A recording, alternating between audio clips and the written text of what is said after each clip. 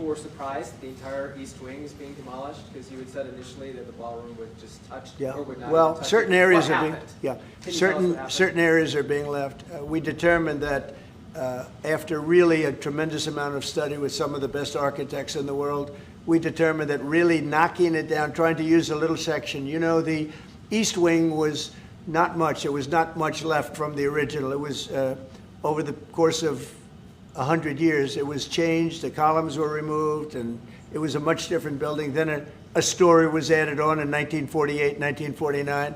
There was a story added on, which was not particularly nice. And the building was very, very much changed from what it was originally. It was never thought of as being much. It was a very small building.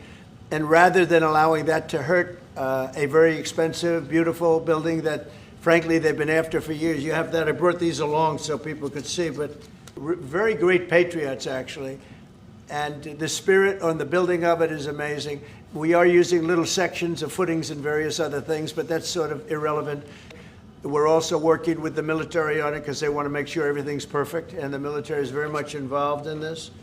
They want to make sure everything is absolutely beautiful. You can see the kind of interiors that we're talking about. That's an interior of the ballroom. And it's the highest level. And you see it goes beautifully with the White House. I mean, the mix is beautiful. So over the years, many presidents have made changes. This obviously would be the biggest change, but this was something they've wanted for at least 150 years. In order to do it properly, we had to take down the existing structure. The way it was shown, it looked like we were touching the White House. We don't touch the White House. That's a bridge, a glass bridge, going from the White House to the ballroom. Then you get into the lobby of the ballroom, and then you go into the magnificent, the main room. And it's something that has gotten incredible reviews. And this is a proper kind of a thing. Now, what the White House was doing, as you know, is they were putting tents out on the lawn. This is an interior shot of the ballroom. I think there'll be nothing like it. And it's being paid for 100% by me and some friends of mine, donors. As an example, President Xi, or they had, you know, a leader of one of the countries, including the King and the Queen from your favorite country, absolutely, frankly, but where they'd be honored, and they'd be in a tent out on the lawn, and it would rain, and it was a disaster. Brian's shaking his head. You know what I'm talking about. We continue to have eyes and ears in that room, that White House press briefing room. As we mentioned, we anticipated that Press Secretary Caroline Leavitt would be asked about the demolition wrecking ball happening at the East Wing of the White House. A reporter asked her about that. Here's what she had to say. On that, one thing that's not in the president's model is the East Wing bunker, the president's emergency operations center. Can you say if his update, that $300 million, does that include the cost for upgrading that bunker? Look, like any security enhancements that are made on the White House grounds, those will be made and maintained by United States Secret Service. As for the cost of the ballroom and the construction itself, all of that is going to be, like I've said, privately funded and paid for by the president himself and many generous patriots who have stepped up. Included in that funding, correct. Okay, and then can you say, well, that's all right, I'll skip that one. Thanks. Okay. So the White House has explained that the reason you didn't submit construction plans to the NCPC is because that commission, along with others, don't have oversight over demolitions, but only over construction. And so far, you haven't built anything. So can you help us understand, can the president tear down anything he wants without oversight? Could he demolish this building or, say, the Jefferson Memorial? So it's not the president who came up with that legal opinion himself. That's a legal opinion that's been held by the NCPC for many years. It's written, so we can get you that background and that research if you wish to include it in your reporting, because it is very important. They have ruled consistently, their general counsel has said, when it comes to phase one of this project, the tearing down of the current East Wing structure, a submission is not required legally for that. Only for vertical construction will a submission be required, and that's a legal opinion from them, and we are following that legal opinion. And again, I would just add, can any president do such a thing to the White House grounds? There have been many presidents in the past who have made their mark on this beautiful White House complex. This briefing room, as you all know, was not once a briefing room. It was a swimming pool.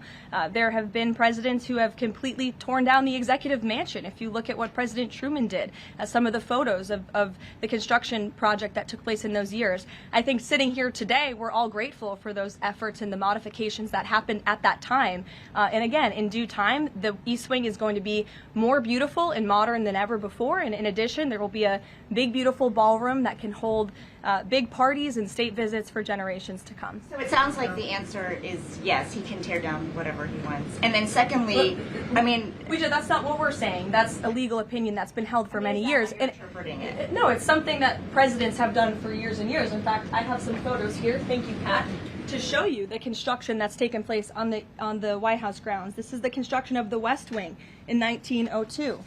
Look at this, the construction of the West Terrace in 1902. These images look quite similar to what you and the American people are seeing today, the construction of the East Terrace as well. You look at the construction of the West Wing expansion in 1934. So look, this is a legal opinion that's been held for many years. Look at, this is 1950. It looks a lot like what you were seeing today. Can he demolish anything he wants? What do you think that oversight? rubble is? How did that rubble get there? Right, so I'm asking, and then back to the donors. Go ahead, Reagan. Many of them are. Reagan, go ahead. And now to the current scene outside the White House. Construction crews are paving their way to President Trump's whopping $300 million ballroom. And now top Democrats in the House, they are demanding answers and, quote, transparency. So let's go live now to the White House and CBS News White House reporter Olivia Rinaldi. Olivia, thank you for your time. I mean, you are out there right now by the White House, but you've also seen or been on the streets getting the pulse of the nation and on this construction project that's currently going on. What are locals saying so far about the project? Well, Mugo, it's been a steady stream of tourists coming here to the White House to just get a glimpse of some of the construction that's happening. You can kind of see it a little bit over my shoulder. There are people who are standing out there at the White House now looking at it. We just saw an excavator that was still tearing down parts of the East Wing. But yesterday I went outside on the street to talk to some people who came all the way into Washington just to get a glimpse about what their reaction is to the construction that's happening here. And as you can imagine, the results were mixed. Some people said that it was disgraceful. Some people said that this is not the time for a ballroom when you're having Americans who are struggling to pay their bills. But there were other people I talked to who were quite happy with what they're seeing. Take a listen to Joe Thompson. He was down here in Washington dropping his wife off for a meeting and then decided to walk down to the White House and take a look for himself. Here's what he had to say. I was glad to see that the upgrade with the building. And you know, it's so funny they're saying how Trump's destroying everything. Go back through history, all the different presidents. Truman gutted the place. Roosevelt made the West Wing. Who was it? Nixon had his bowling alley. I think it's disgraceful. It's a desecration, really, I think. I don't know that anybody particularly wants a big ballroom. And even for those people who did want it, the promise was that the White House wasn't going to be touched.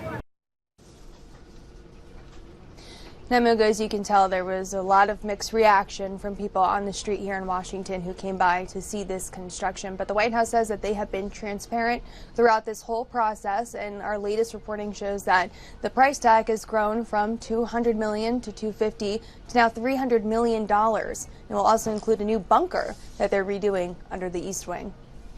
Olivia, do we know anything about the donors and the construction company that's being used for this huge, expensive project?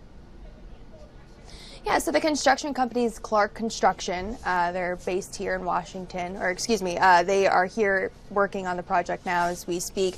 And the engineers that are working on it are from AECom, which is a consulting company. But some of the people we know who have donated, the White House has released a list. They include Comcast Corporation, Booz Allen Hamilton, which is another consulting company, Lockheed Martin, Meta, Palantir, T-Mobile, and some people who are actually working in the administration, like the Lutnick family, and also Kelly Loeffler as well. So some administration officials who are donating to this project, which is also quite notable. Okay. Olivia Rinaldi, thank you so much for your time today. Appreciate it.